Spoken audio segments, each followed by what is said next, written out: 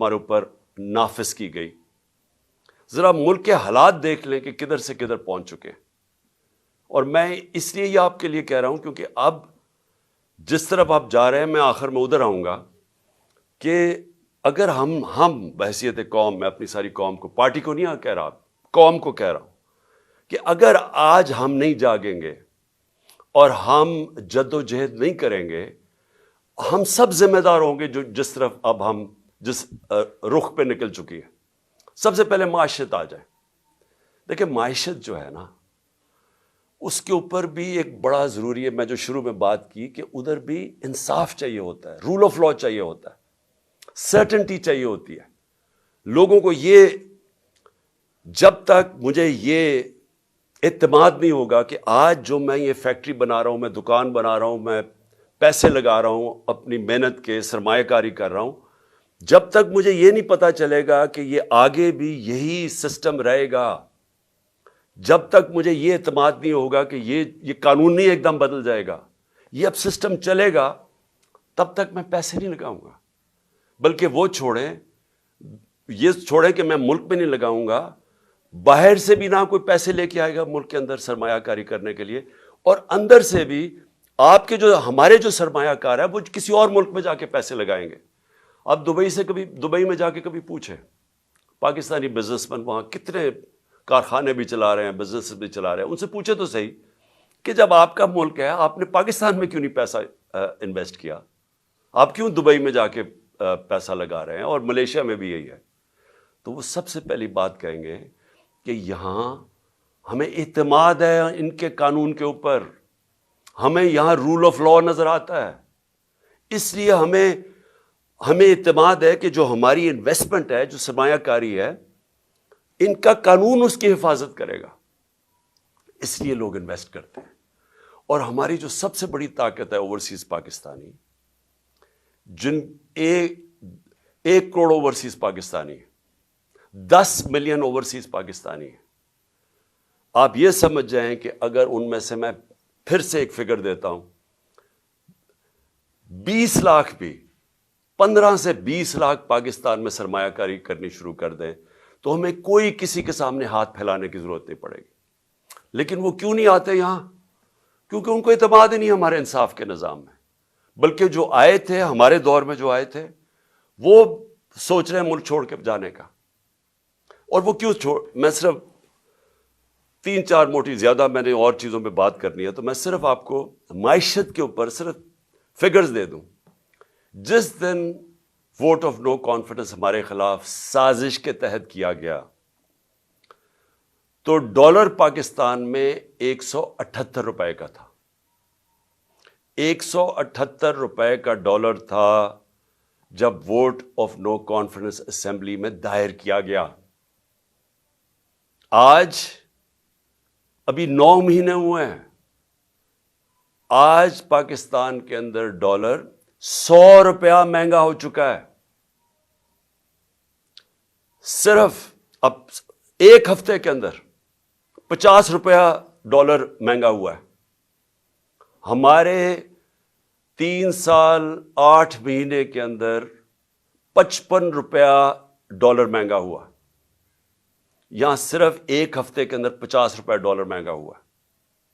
میں کیوں ڈالر کا آپ کو بتا رہا ہوں کہ اس کے بہت بڑے اب آگے جا کے اس کے اثرات پڑنے لگے ہیں عام لوگوں کے اوپر. آپ جو سن رہے ہیں، آپ سب کے اوپر اب اس کے اثرات آنے لگے ہیں کہ یہ آ چکے ہیں.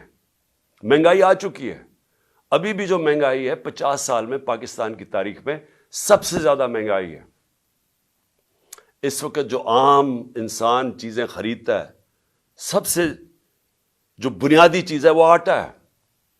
وہ 60 روپے کلو سے پہنچ گیا ہے 150 روپے پہ. یہ عام آدمی کھاتا ہے. اس کے علاوہ گھی کدھر سے کدھر گیا ہے. اور جو لوگ بجلی استعمال کرتے ہیں، گیس کرتے ہیں، یہ سب مہنگی ہوئی اور مزید اور مہنگی ہونے جا رہی ہیں. جیسے جیسے روپیہ گرے گا، جو چیز ہم باہر سے خریدتے ہیں، جس میں جدھر بھی امپورٹ شامل ہے، وہ سب مہنگی ہوتی جا رہی ہیں اور ہوں گی آگے جا کے. تو اس کے ابھی پورے اثرات آئے نہیں ہیں، آنے والے ہیں. تو یہ کیسے کون سی قیامت آئی تھی کہ پاکستان کے اندر اس طرح کی معیشت ڈوبنے کے اوپر کھڑی ہے؟ کیا ہوا ہے؟ تیل کا ہی کہتے ہیں نا، اثر ہم تیل امپورٹ کرتے ہیں، تیل جب مہنگا ہوتا ہے، بجلی مہنگی، اس کا سارا اثر پڑ جاتا ہے ٹرانسپورٹ پہ، ہر چیز پہ، اور جب وہ ہر انسان کو افیکٹ کرتی ہے۔ تو تیل، پھر سے میں بتا دوں کہ ہمارے دور میں 110 سے $115 بیرل پہ گیا تھا، آج پہلے کوئی $75 پہ چلا گیا تھا، نیچے گر کے اب کوئی $85 کے اوپر تیل ہے بیرل۔ تو کس وجہ سے یہ ایک دم یہ جو طوفان آ گیا مہنگائی کا، اور ہر چیز مہنگی اور روپے پہ پریشر؟ آج پاکستان کے ریزروز ادھر پہنچ گئے ہیں جدھر ہم نے جب ایٹمی دھماکہ کیا تھا تو اس سے بھی نیچے پہنچ گئے ہیں۔ تو جو ریزروز، اگر آپ اس کا مطلب یہ کہ جب آپ کے ریزروز گرتے ہیں تو روپے پہ پریشر پڑ رہا ہے، اور جب ریزروز گرتے ہیں اس سے بھی خوفناک چیز جو ہم سب کو، ہم سارے پاکستانیوں کو تشویش ہوگی سن کے کہ ہماری سیکیورٹی پہ اس کا افیکٹ جاتا ہے۔ ہندوستان کے ریزروز کچھ پتہ نہیں $550 ارب ہے، $550 ارب ہیں، ہمارے $3 ارب سے بھی نیچے گر گئے ہیں۔ تو کہاں $550 ارب اور کہاں $3 سے نیچے گرنے کا؟ صرف آپ کو اگر کبھی آپ کو دل کے اوپر اگر تکلیف پہنچانی ہے تو ہندوستان کی چینلز دیکھیں آج کل وہ کس طرح پاکستان کا نام لے رہی ہیں کہ یہ صرف 9 مہینے کے اندر ملک کدھر سے کدھر پہنچ گئے۔ اب میں جو یہ امپورٹڈ گورنمنٹ کے imported finance minister Ishaq Dar, پہلے تو انہوں نے بڑی بڑکیں ماری کہ 200 سے میں نیچے ڈالر کروں گا، پھر IMF کو انہوں نے دھمکیاں دی، پھر موڈیز جو ریٹنگ ایجنسیز ہے اس کو دھمکیاں دی، اور آج اپنے گھٹنے ٹیک لیے ہیں، اور آج کہہ رہے ہیں کہ جی کرتا تو سب کچھ اللہ ہے، اس کی مرضی کے بغیر تو کچھ نہیں ہوتا، لیکن اللہ نے بھی کوئی کنڈیشنز لگائی ہوئی ہیں کہ میں تب تمہاری مدد کرتا ہوں تب تم یہ چیزیں کرو۔ اور اس کے بعد خیرات کے اوپر آ گئے ہیں کہ خیراتی اداروں کو کہیں گے کہ وہ آ کے مدد کریں پاکستان کی۔ اس کا مطلب کوئی روڈ میپ، کوئی سلوشن نہیں ہے، کوئی آگے راستہ نہیں ہے، ان کو کوئی پتہ نہیں ہے کہ اب یہاں سے آگے جانا کیسے۔ اور میں آپ کو پیشن گوئی کرتا ہوں کہ یہ جو امپورٹڈ سارے لوگ مسلط کیے گئے ہیں، یہ بھاگنے کی بھی تیاری کر رہے ہوں گے۔ ان کا اسٹیٹ پاکستان میں نہیں ہے۔ اسحاق ڈار کے اور ان کے بچوں کی ذرا پراپرٹیز دیکھیں اور ان کے پیسے باہر کتنے پڑے۔ ان کا جو ماسٹر ہے نواز شریف، اس کی ذرا رہن سہن لنڈن میں دیکھیں کتنا ہے۔ آصف زرداری کی کتنی پراپرٹیز باہر پڑی ہوئی ہیں، یہ سب کو پتہ ہے، ہماری ایجنسیز کو پتہ ہے۔ جو آج لوگ ان کی مدد کر رہے ہیں، جو ہینڈلرز پیچھے سے بیٹھ کے، ان سب کو پتہ ہے کہ ان کی پراپرٹیز کتنی باہر پڑی ہیں، کتنا پیسہ اس ملک کا چوری کر کے گئے۔ تو آج یہ کہہ رہے ہیں کہ خیرات پہ پاکستان، یعنی کہ بیرون ملک لوگ پیسہ خیرات کے اوپر پاکستان دے اور اپنا پیسہ باہر رکھا ہوا ہے، کون ان کو پیسہ دے گا؟ تو اس کا مطلب ان کے پاس کوئی روڈ میپ نہیں ہے۔ تو پہلے تو اکنامکلی آج میں نے بتانا تھا کہ آج ہم کدھر کھڑے ہیں۔ اس کے بعد دوسری چیز آ جائیں جو میں نے شروع کی تھی بات، انصاف اور رول آف لاء کی۔ جو آج ہمارے بنیادی حقوق، فنڈامنٹل رائٹس، جس طرح ان کو مسترد کیا گیا، جس طرح ان کی وائلیشن کی گئی اس جب سے یہ امپورٹڈ حکومت ہمارے اوپر بیٹھی ہے، میں پھر سے ریپیٹ کرتا ہوں، جنرل مشرف کے مارشل لاء میں میں اپوزیشن میں تھا، مجھے جیل میں ڈالا گیا، لیکن میں آپ کو یقین دلاتا ہوں کہ اس طرح کا کبھی ہم نے ایسا ظلم نہیں دیکھا جو انہوں نے کیا۔ میں صرف نام لکھے ہوئے ہیں کہ جو انہوں نے ہمارے ساتھ کیا۔ ڈاکٹر شہباز گل، ایک یونیورسٹی پروفیسر، باہر امریکہ کی یونیورسٹی میں پڑھانے والا، اپنا سب کچھ یعنی بڑی سیلری چھوڑ کے آتا ہے پاکستان، اس کو ننگا کر کے جو تشدد کیا گیا، الٹا لٹکایا گیا، یعنی اس نے جرم کیا کیا تھا؟ کوئی ہمیں بتائے جرم کیا کیا تھا اس نے؟ اور مجھے افسوس سے کہنا پڑتا ہے کہ ہمارے انصاف کے نظام نے اس کے فنڈامنٹل رائٹس کی حفاظت نہیں کی۔ اس کے اوپر مزید اور کیسز کر دیے گئے، کبھی وہ کراچی جا رہا ہے تو کبھی بلوچستان میں کیسز کر رہے ہیں۔ تو کوئی یعنی کدھر گئے ہمارے فنڈامنٹل رائٹس؟ کون سے ملک کے اندر جو اپنے آپ کو جمہوریت کہتا ہے وہاں لوگوں سے ایسے ہوتا ہے جو اس سے ہوا؟ ابھی تک وہ ریکور نہیں کیا شہباز گل، ابھی تک جس طرح اس کے اوپر تشدد کیا گیا، ابھی تک اس کا اثرات اس کے اوپر ہے. کوئی اس کو انصاف ملنے کی آس پاس سے کوئی نظر نہیں آ رہا، بلکہ ابھی بھی کیسز بھگت رہا ہے وہ. اور ایک آدمی جو ملک کی مدد کرنے آیا تھا، اپنی سے بڑا آئیڈیلزم لے کے آیا تھا، وہ پیسے خرچ کر رہے وکیلوں کے اوپر، اپنے کیسز کے اوپر. میں اس کی اس لیے مثال دے رہا ہوں کیونکہ شاید ملک کے غدار ہوں، کوئی دہشت گرد ہوں، تو شاید ان کو تو ایسے ٹریٹ کرتے ہوں، لیکن ایک پولیٹیکل آدمی، ایک اسٹیٹمنٹ کے اوپر اس کے اوپر یہ ظلم کیا گیا. پھر جو اے آر وائی کا جو اس وقت جو ٹی وی چینل کا اس بیچارے کا جو نیوز ایڈیٹر ہے، اس کو کوئی کام ہی نہیں تھا، اس کو رات کے 3 بجے اٹھا کے لے گئے. مجھے یہ ایک نہیں سمجھ آتی کہ رات کے 3 بجے کیوں اٹھانے آتے ہیں؟ کیوں یہ کیا ایک مہذب معاشرے میں ایک وارنٹ نکلتی ہے، آپ گھر پہ جا کے وارنٹ ڈیلیور کریں اور آپ اٹھا لیں ان کو. لیکن صبح کے 3 بجے جا کے سارے گھر میں اندر دروازے توڑ کے اندر گھس جاتے ہیں، وہاں جا کے ان کی عورتیں ہیں، بچے ہیں، ان کے سامنے یہ ظلم کر رہے ہیں. یہ جو اے آر وائی کے جو نیوز ایڈیٹر، ان کے بچوں کے اوپر ابھی تک اثر رہا ہے کہ جو انہوں نے اس طرح کیا. 25 مئی کو جو انہوں نے ہمارے ساتھ کیا، 25 مئی کو لوگوں کے گھروں میں گھسے، 3 بجے تک رات کے لوگوں کے گھروں میں گئے، وہاں اسی طرح دروازے توڑ کے گئے. ایک جو میجر صاحب تھے، ان کے گھر میں جب دروازہ توڑ کے گئے تو انہوں نے گولی چلائی. کسی کو کیا پتا کہ ڈاکو آ گیا، کون آ گیا رات کو؟ تو وہ بیچارہ سپاہی بیچارہ ایسے مارا گیا بیچ میں.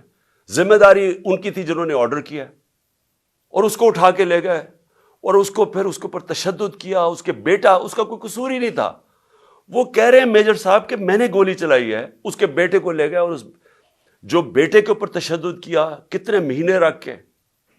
کدھر گئے فنڈامنٹل رائٹس؟ اور اس کے بعد اعظم سواتی سینیٹر، باہر پیسے اس نے جا کے پیٹرول پمپ کے اوپر امریکہ میں کام جھاڑو دے کے اپنی بزنس بنائی، پیسہ بنایا، اور وہی آئیڈیلزم لے کے وہ پیسہ سب اپنا پاکستان بھی لے، پاکستان بھی آ گئے، سینیٹر بن گئے. ایک ٹویٹ کے اوپر، اور ٹویٹ اتنی سچی ٹویٹ ہے کہ باجوہ کو کہہ رہے ہیں کہ آپ نے NRO2 دیا، ساری قوم کہتی ہے اس نے دیا، اس میں تو کوئی شک نہیں ہے.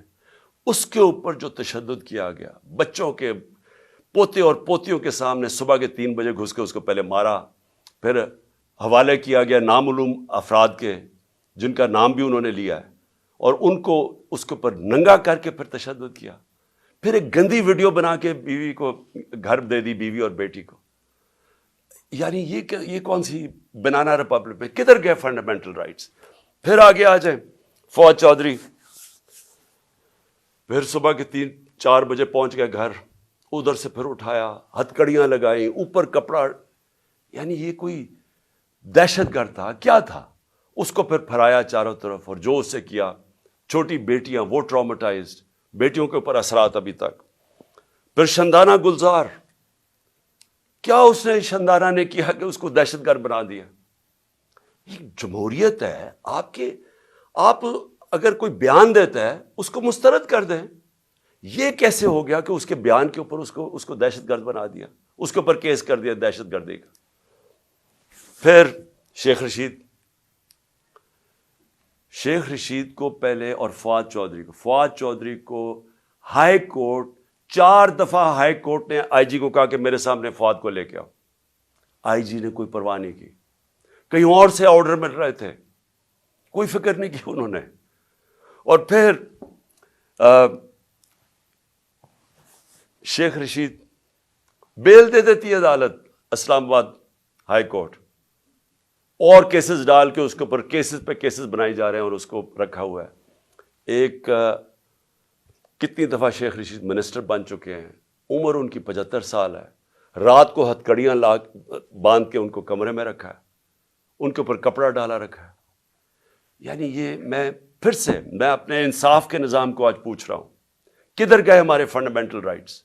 اور پھر میں گنانا چاہتا ہوں، عمران ریاض کو اٹھایا، ہر وہ آدمی جو رجیم چینج کے جو صحافی خلاف ہے، ہر اس آدمی کو سنگل آؤٹ کیا انہوں نے، ہر اس آدمی کے اوپر، جس طرح عمران ریاض کو یہ دوسری دفعہ اٹھا کے لے کے گئے تھے، ارشد شریف کی جو سارے اس ملک کے لیے جو سب سے دردناک کہانی ہے صحافیوں کی تاریخ میں، جو اس سے کیا گیا، ملک سے باہر، پھر قتل کیا گیا، اس کو شہید کیا گیا، ایاز امیر، سمیع ابراہیم، غلام حسین، جو لوگ رجیم چینج کے خلاف لکھتے تھے، تنقید کرتے تھے، ان ساروں کو باری باری کہیں نہ کہیں ان کو ڈرایا، دھمکایا، اٹھایا گیا۔ سوشل میڈیا کے ہمارے لڑکے، انہوں نے مجھے ایسی ایسی کہانیاں سنائی ہیں جو ہمارے نہیں بھی تھے، انہوں نے، لوگوں نے آ کے بتایا ہے، جو ویسی سوشل میڈیا پہ جو تنقید کر رہے تھے، ان کو راتوں کو اٹھایا، ان کو بھی لے کے گئے، کہیں کو ننگا کیا، وہی ایک سٹینڈرڈ چیز تھی۔ خالد گجر ہمارے ایم این اے کے کینڈیڈیٹ ہیں، ان کے بھائی شبیر گجر ایم پی اے رہ چکے ہیں، کل رات ان کے اوپر پولیس پہنچ کے ان کے گاؤں کے اوپر سراؤنڈ کر دیا، گاڑیاں توڑی وہاں۔ فروخ حبیب، اس کے اوپر ڈکیتی کا کیس ڈال دیا۔ میرے اوپر اب میں اپنے 60 ایف آئی آر ہے میرے اوپر، اور جو سب سے حیران کن چیز یہ ہے کہ اگر میں ایکس پرائم منسٹر ہوں، اپنی ایف آئی آر نہیں کٹوا سکا، اور اس کے بعد جو جے آئی ٹی بنی تھی، جو چیزیں نکال رہی تھی، جس میں واضح ہو گیا کہ اور وہ لوگ شامل تھے جن کو میں نے 3 نام جو نامزد کیے تھے کہ جو ایف آئی آر میں، وہ واضح ہو گیا کہ وہ اس کے پیچھے ہے۔ نہ وہ، پھر سے میں کہتا ہوں کہ جو ڈی پی او گجرات، نہ وہ اپنا فون دینے کے لیے تیار تھا، اس کو بھی کہیں سے حکم آ رہا تھا، نہ سی ٹی ڈی کے اندر وہ جو ایس پی تھا، نہ وہ تیار تھا اپنا فون، جس میں اس نے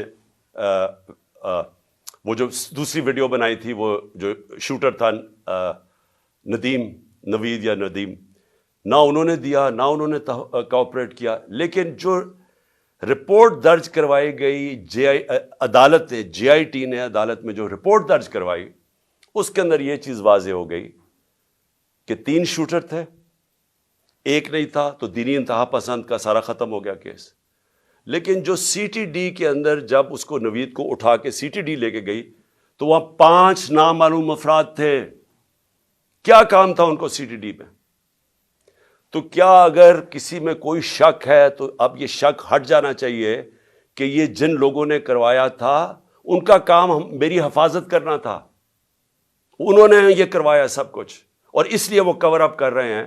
کیئر ٹیکر گورنمنٹ کیسے ہو سکتی ہے کہ جے آئی ٹی کی جو پنجاب گورنمنٹ نے نوٹیفائی کی ہوئی جے آئی ٹی، اس کو بند کر دیا، اس کا کام نہیں کرنے دے رہے؟ کس چیز کا خوف ہے؟ کیونکہ طاقتور لوگوں نے اپنا فیصلہ کیا ہوا ہے کہ اگر وہ قانون کے اوپر ہیں، یہ ہے۔ اور پھر میں واپس جاتا ہوں کہ یہ سارے جو میں نے آپ کو کیسز اس لیے بتا رہا ہوں کہ یہاں رول آف لا نہیں ہے، یا انصاف ختم کر دیا ہے، یا جنگل کے قانون کی طرف نکل گیا پاکستان۔ اور کوئی ملک جدھر انصاف اور رول آف لا نہیں ہے، وہاں خوشحالی نہیں آ سکتی۔ یہ ہم اندھیرے کی طرف لے کے جا رہے ہیں، اور یہ مزید جتنی یہ اور کوششیں کر رہے ہیں، جتنا ہمیں ڈرانے دھمکانے کی، یہ صرف ثابت کر رہے ہیں کہ اس ملک میں مائٹ از رائٹ ہے، جس کی لاٹھی اس کی بھینس، کہ کوئی انصاف نہیں ہے کمزور کو۔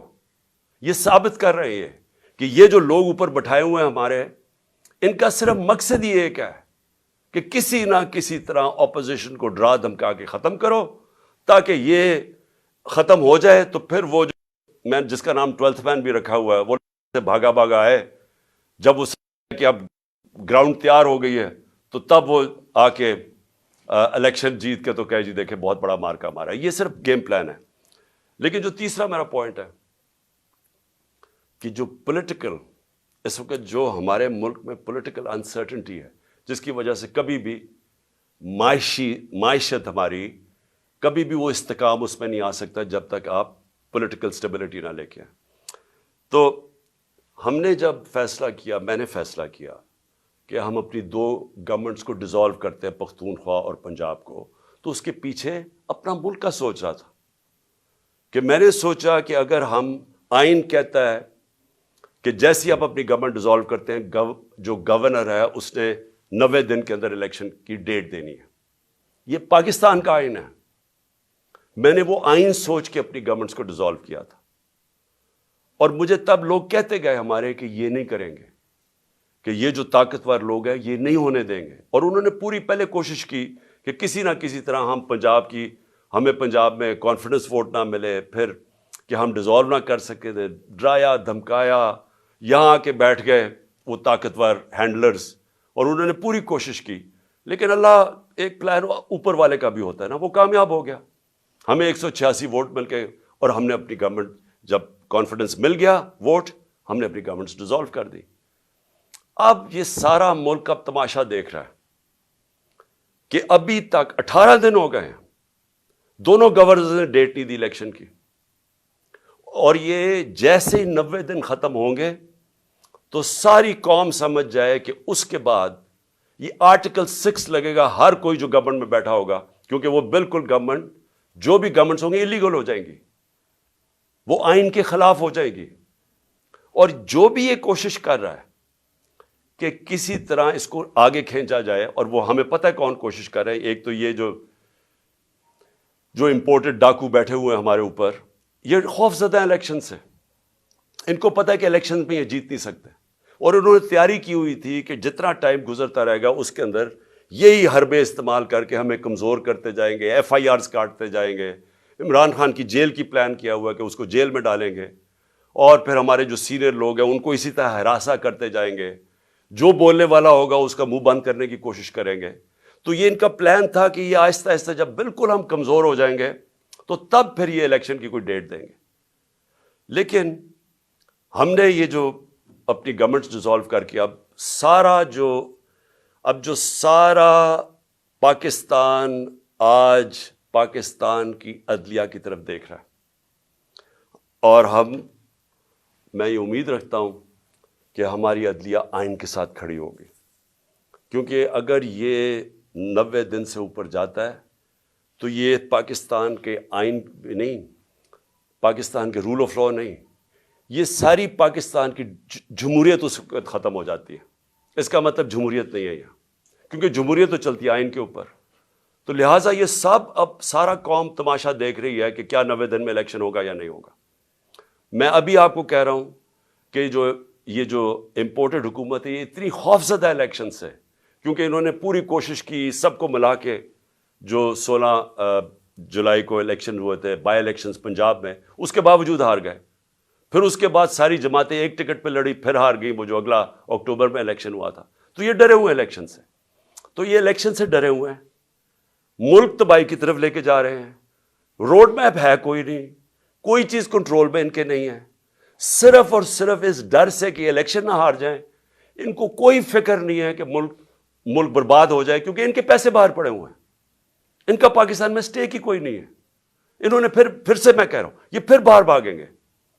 لیکن اس جو ملک میں رہنے والے لوگ ہیں ان سب کو تو سوچنا چاہیے نا کہ ہم کدھر جا رہے ہیں, اور ان کو فکر کرنی چاہیے, ہم سب کو فکر کرنی چاہیے کہ اگر یہ ملک نہیں ہے تو ہم نہیں ہیں.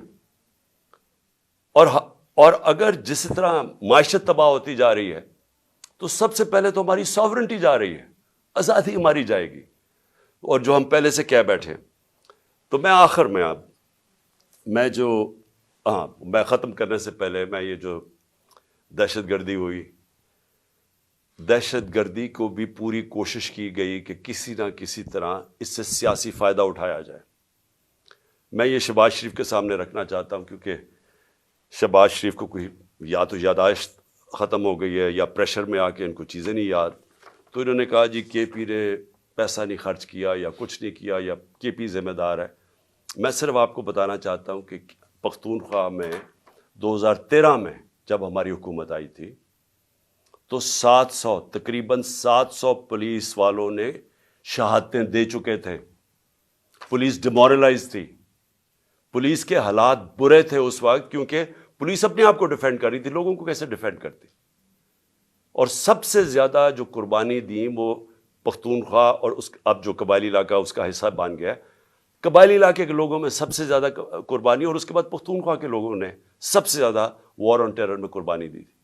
اس لیے کل وہ اتنی تعداد میں نکلے ہیں امن مارچ میں، کیونکہ ان کو خوف ہے کہ پھر سے آپریشن شروع ہوا تو پھر جس وقت آپریشن ہوگا تو اس میں بے قصور شہری مارے جاتے ہیں جس طرح پہلے وہ مارے گئے تھے، تو اس لیے ان کو خوف آ رہا ہے کہ کسی طرح یہ امن ہو وہاں، یہ پھر سے آپریشنز نہ شروع ہو جائیں۔ لیکن جب شہباز شریف نے کہا نا کہ ہم نے کوئی توجہ نہیں دی، تو میں ذرا صرف آپ کو فگرز بتانا چاہتا ہوں۔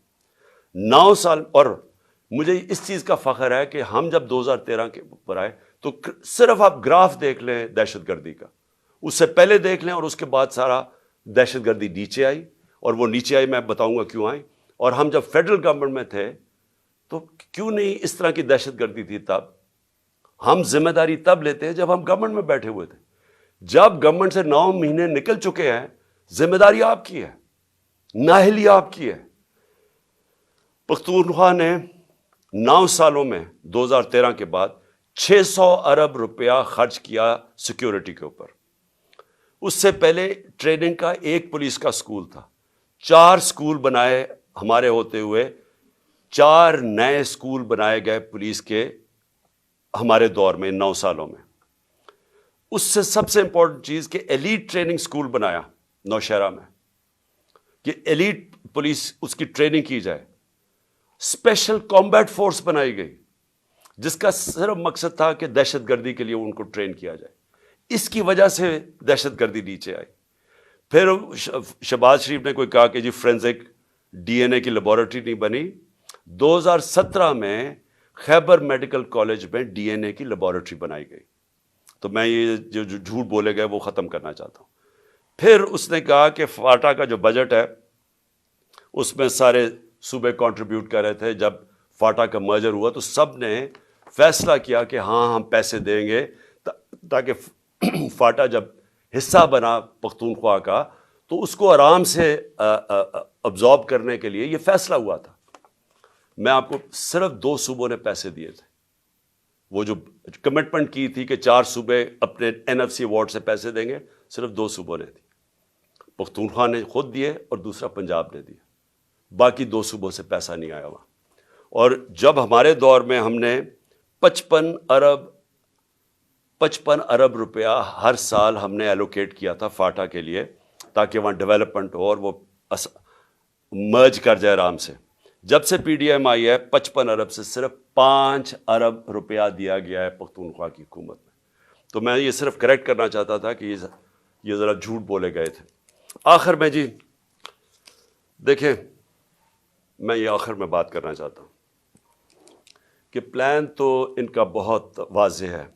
یہ جو کرپٹ امپورٹڈ حکومت ہمارے پہ مسلط کی گئی ہے اور ان کے پیچھے جو ہینڈلرز ہیں، ان کے پلان تو یہ ہے کہ کمزور کر کے تحریک انصاف کو ڈرا دھمکا کے لوگوں کو کیسز کروا کے، اور پھر بالکل جب یہ کمزور ہو جائے، اور پھر الیکشن کمیشن ان کے ساتھ ملی ہوئی ہے، وہ ہر قسم کی مدد کر رہی ہے ان کی الیکشن کی، اور پھر کیئر ٹیکر گورنمنٹس ایسی لے آئیں۔ میں پھر سے ریپیٹ کرتا ہوں کہ اس ملک کی تاریخ میں کیئر ٹیکر گورنمنٹ کا ایسا مذاق نہیں اڑا جو یہ اب اڑا ہے۔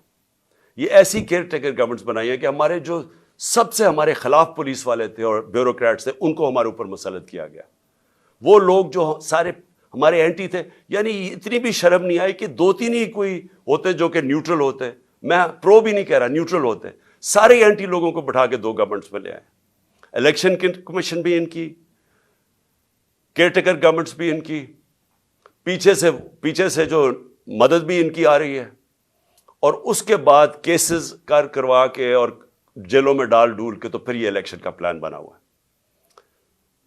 ہم نے جب 25 مئی کو جب ہمارے پر تشدد ہوا تو اگر اس وقت ہم فیصلہ کر دیتا، میں فیصلہ کر دیتا جو ہم نے پلان بنایا تھا دھرنا دینے کا، مجھے پتا تھا کہ اگلے دن خون خرابہ ہونا ہے، کیونکہ انہوں نے اتنا ظلم کیا تھا لوگوں کے اوپر کہ وہاں غصہ تھا، ہم سارے ہمارے ورکرز میں سب میں غصہ تھا، اور مجھے پورا یقین تھا کہ اگلے دن کلیش ہونا ہے اور خون خرابہ ہونا اور انتشار پھیلنا ہے۔ میں نے وہ کال آف کر دی، جو لانگ مارچ تھی 25 کی صبح کو کال آف کر دی، 26 کی صبح کو۔ پھر 26 نومبر کو جب لاکھوں لوگ اس پنڈی پہ پہنچے اور ہم نے فیصلہ کیا ہوا تھا کہ ہم ادھر سے پھر اسلام آباد جائیں گے، پھر جب میں نے دیکھا کہ جتنی تعداد لوگوں کی تھی اگر وہ اسلام آباد چلتے تو وہاں پھر کلیشز ہونے تھے، انتشار ہونا تھا، اور پھر ہمیں خوف تھا کہ کلیشز ہونے تھے اور اس کی وجہ سے ملک میں انتشار پھیلا، وہ پھر کال آف کر دی اور فیصلہ کیا اپنی گورنمنٹس گرانے کا۔ اب ہمارے پاس دو راستے ہیں، جو یہ کر رہے ہیں ملک گیر، ہم سٹرائکس، پہیا جام، ڈیمونسٹریشنز، یہ راستہ ہے، یہ بھی ویسے جمہوریت کا راستہ ہے، لیکن معیشت کا اتنا برا حال ہے کہ اگر ہم اس راستے پہ نکل گئے تو مزید اور نیچے جائے گا۔ اس لیے میں آج اپنے سارے ورکرز کو، پاکستانی قوم کو، آج سب کو کہتا ہوں کہ تیاری کر لیں، ہم نے جیل بھرو تحریک کرنی ہے۔ انہوں نے ہمارے اوپر اب اسی طرح کا تشدد کیا، میں اپنے نوجوانوں کو، قوم کو، لوگوں کو تیار کر رہا ہوں کہ اگر یہ سمجھ رہے ہیں کہ اس طرح کا تشدد کرتے رہیں گے اور چپ کر کے بیٹھے رہیں گے تو ہم بہتر یہ ہے کہ بجائے ہم توڑ پھوڑ کریں اور سڑکوں پہ نکلیں، جو ہماری پارٹی تیار ہوئی ہے اس وقت، ہم سارے تیاری کریں جیل بھرو تحریک کی، اور ہم انشاءاللہ پاکستان کے سارے جیلوں بھر دیں گے تاکہ ان کا شوق پورا ہو جیلوں کا، کہ اگر یہ سمجھ رہے ہیں کہ ہمیں اس سے خوف زدہ کر دیں گے اور ہم کسی طرح چپ کر کے پیچھے ہٹ جائیں گے اور اجازت دے دیں گے ان چوروں کو پھر سے اپنے اوپر مسلط کرنے کے لیے، تو یہ ہم ان کا شوق پورا کر دیتے ہیں۔ تو ساری پارٹی کو اور میں اپنی قوم کو آج کہنا چاہتا ہوں کہ وقت آ گیا ہے، ہم تیاری کریں، میں کال دوں گا، آپ سب تیاری کریں جیل بھرو تحریک کی، اور جیسے میں آپ کو سگنل کروں گا تو سارے ہمارے لوگ نکلیں گے اور ہم اپنی جا کے گرفتاریاں دیں گے، تاکہ ایک ہی دفعہ ان کو پتہ چل جائے کہ قوم کھڑی کدھر ہے۔ ہمیں پتہ ہے جیلوں میں کتنی کیپیسٹی ہے، اور مجھے پتہ ہے کہ قوم کتنی تیار ہے نکلنے کے لیے، تو ان کا بھی شوق پورا ہو جائے گا کہ دیکھ لیں گے کہ قوم کھڑی کدھر ہے۔ اس لیے میں آج ساروں کو تیار کر رہا ہوں اور میرے آپ نے سگنل کی انتظار کرنی ہے۔